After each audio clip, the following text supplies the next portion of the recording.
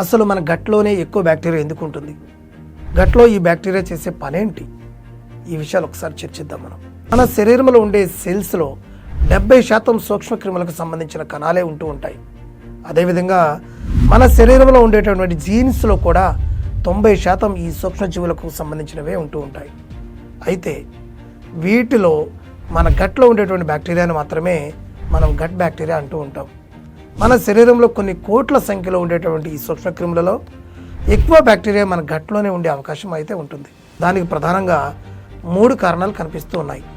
వాటిలో మొదటిది ఈ బ్యాక్టీరియా ఉండడానికి అనువైనటువంటి ఉష్ణోగ్రత, రెండవది మన గట్లో అనుకూలమైనటువంటి pHని మెయింటైన్ చేస్తూ ఈ బ్యాక్టీరియా డిస్టర్బెన్స్ను కాకుండా చూస్తూ ఉండడం, చివరిగా మన గట్లో ఈ బ్యాక్టీరియా కావాల్సినంత ఆహారం దొరుకుతూ ఉండడం కూడా ఒక ప్రధాన కారణంగా చెప్పుకోవచ్చు. మన గట్లోనే ఎక్కువ శాతం ఈ బ్యాక్టీరియా ఉండడానికి ఈ 3 కారణాలు ప్రధాన కారణాలుగా మనం కనిపిస్తూ ఉన్నాయి. సాధారణంగా మనం తినేటటువంటి ఆహారంలోని ఫైబర్ మన గట్లోని గుడ్ బ్యాక్టీరియాకు మంచి ఆహారంగా ఉపయోగపడుతూ ఉంటుంది. అలాగే మనం తినేటటువంటి ఆహారాల్లో ప్రాసెస్ చేసినటువంటి ఫుడ్స్ కానివ్వండి, ఆర్టిఫిషియల్ షుగర్ ఐటమ్స్ కానివ్వండి, మన గట్లో ఉండేటటువంటి బ్యాడ్ బ్యాక్టీరియాకు ఆహారంగా ఉపయోగపడుతూ ఉంటుంది. మనం తీసుకునేటువంటి ఆహారమే మన గట్లో ఏ బ్యాక్టీరియా ఉండాలో డిసైడ్ చేస్తుందన్న విషయాన్ని మనం గ్రహించాల్సిన అవసరం ఉంది. గుడ్ బ్యాక్టీరియాకు ఆహారం అందిస్తే ఏం జరుగుతుందన్న వివరాల గురించి ఇప్పుడు తెలుసుకుందాం.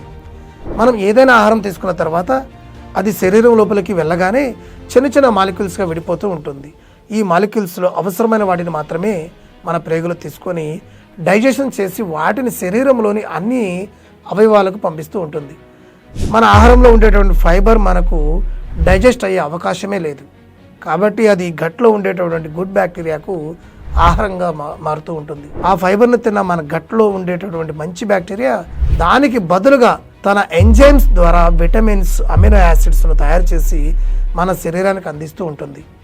ఇలా మన శరీరం తన లోపల ఉండేటటువంటి మైక్రోబయోమ్తో ఒక హెల్దీ రిలేషన్షిప్ అయితే మెయింటైన్ చేస్తూ ఉంటుంది.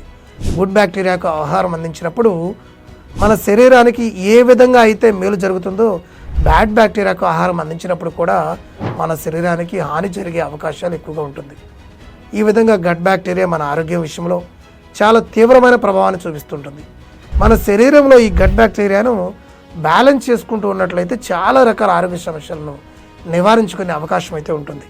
బరువు సమస్యలు లేకుండా చేయడం, గుండె ఆరోగ్య సమస్యలు లేకుండా చేయడం, మన రక్తంలో షుగర్ లెవెల్స్ను కంట్రోల్ చేయడం, అలాగే మన మానసిక ఆరోగ్యాన్ని కాపాడడంలో కూడా ఈ గట్ బ్యాక్టీరియా మనకు అద్భుతంగా ఉపయోగపడుతుందని చెప్పుకోవచ్చు. మంచి హెల్దీ ఫుడ్ను తీసుకుంటూ ఉందాం. మన గట్లోని గుడ్ బ్యాక్టీరియాను కాపాడుకుంటూ ఉందాం. Thank you.